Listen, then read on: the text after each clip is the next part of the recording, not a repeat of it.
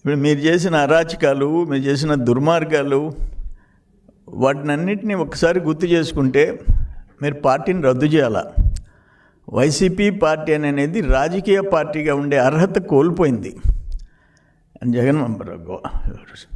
YS Jaganmohan Reddy 2012లో 13 కేసులు, 43,000 కోట్ల ముద్దాయి.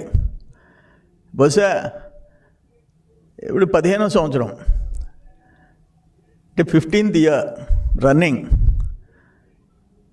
బహుశా సుప్రీంకోర్టు డైరెక్షన్స్ డెఫినెట్గా కింద కోర్టులు అమలు చేస్తాయని అనుకుంటున్నారు ప్రజలు.